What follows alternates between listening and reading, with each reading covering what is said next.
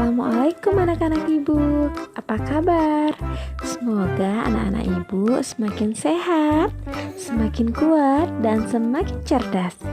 Pada kesempatan kali ini, kita akan membahas tentang tema 2, subtema 1, pembelajaran yang kedua. Disimak baik-baik ya nak.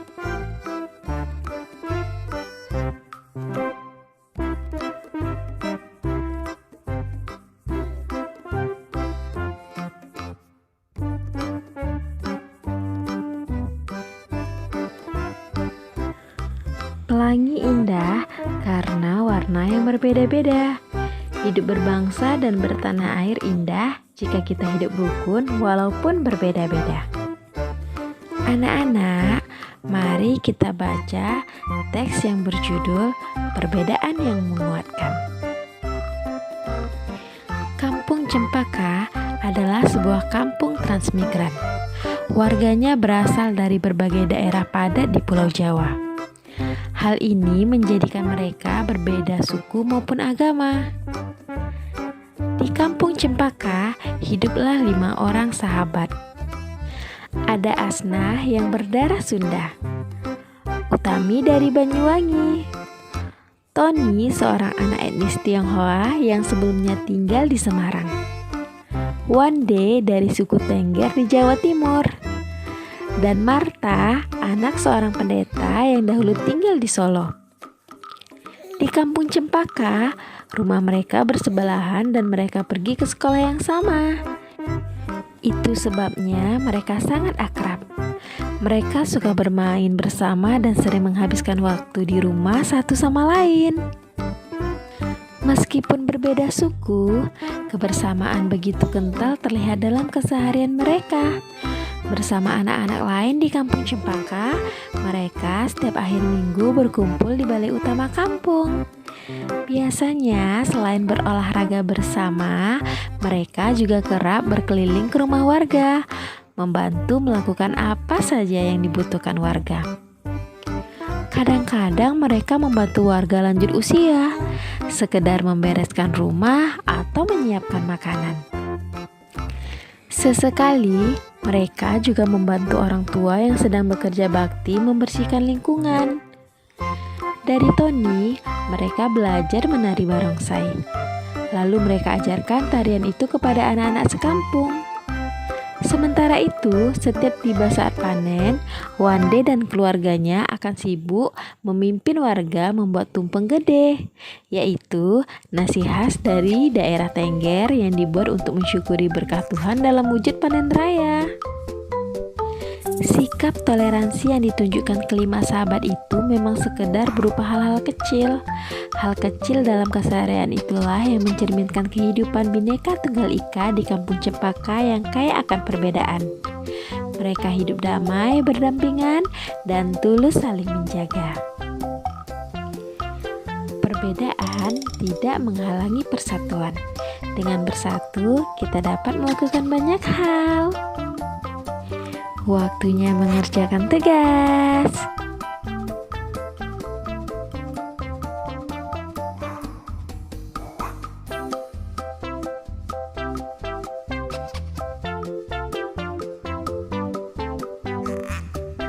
Anak-anak, semangat persatuan bangsa Indonesia tercermin pada seni budaya lokal. Salah satunya adalah melalui tarian. Banyak tarian daerah Indonesia yang menyerukan persatuan.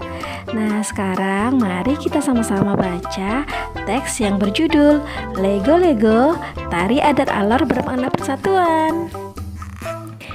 Tarian adat adalah salah satu kekayaan budaya yang disampaikan secara turun-temurun dari nenek moyang. Tarian adat kerap memiliki pesan dan makna yang luhur. Salah satunya ada pada tari Lego-Lego dari Kabupaten Alor, Nusa Tenggara Timur. Tarian ini ditunjukkan untuk mengajak masyarakatnya bersatu membangun kampung dan negeri.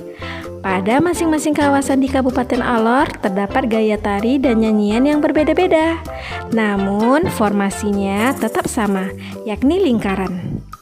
Masing-masing nyanyian dan pantun yang diungkapkan saat menari memiliki arti serta harapan yang berbeda-beda. Beberapa literatur menyatakan bahwa tarian ini sempat menjadi tari perang. Sekarang, tarian ini lebih sering digunakan untuk menyambut tamu. Tamu disambut oleh masyarakat yang dituakan, lalu diajak menuju sebuah pohon besar yang rindang, dengan beberapa warga perempuan yang berpegangan tangan mengelilingi pohon. Tamu dipersilahkan untuk ikut serta dalam tarian tersebut. Dengan gerakan kaki yang diatur sedemikian rupa, penari akan bergerak mengitari pohon.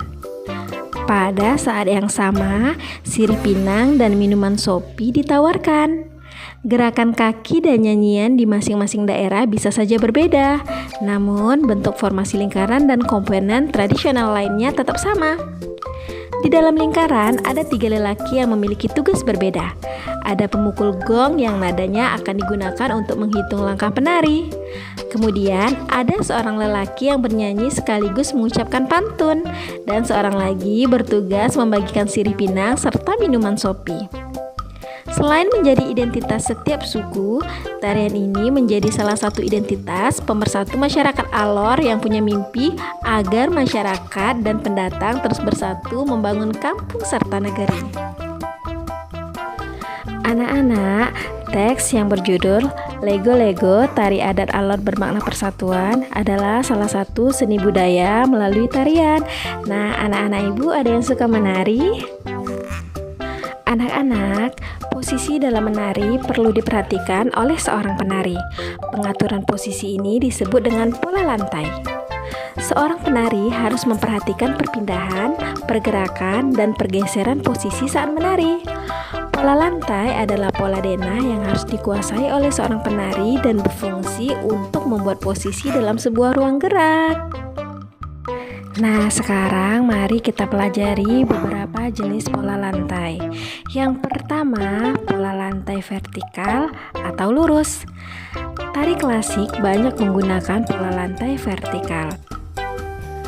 Penari membentuk garis vertikal, yaitu garis lurus dari depan ke belakang, atau sebaliknya. Pola lantai ini memberikan kesan sederhana, tetapi kuat. Contohnya, tari Yospan dari Papua, tari Serimpi dari Jawa Tengah, dan tari Baris Cengkedan dari Bali. Jenis pola lantai yang kedua adalah pola lantai diagonal. Penari berbaris membentuk garis menyudut ke kanan atau ke kiri. Contohnya, tari Gerinding Sriwijaya dari Sumatera Selatan. Jenis yang ketiga yaitu pola lantai garis melengkung. Penari membentuk garis lingkaran. Tari rakyat dan tari tradisional banyak menggunakan pola ini. Pola lantai ini memberi kesan lemah dan lembut. Contohnya, tari Mak Badong dari Taroja, Sulawesi Selatan, dan tari Randai dari Sumatera Barat. Anak-anak, kerjasama yang baik harus dimiliki seorang penari. Tujuannya untuk menghasilkan tarian yang indah. Perbedaan yang dimiliki oleh para penari tidak boleh menghalangi semangat persatuan dalam menghasilkan tarian yang indah. Nah, sekarang tugas anak-anak ibu menemukan berbagai tari daerahmu. Sebutkan pola lantai tariannya ya anak-anak. Demikianlah pembelajaran kita untuk hari ini. Anak-anak ibu harus tetap semangat ya, walaupun masih belajar di rumah. Sampai jumpa di video pembelajaran selanjutnya. Wassalamualaikum warahmatullahi wabarakatuh.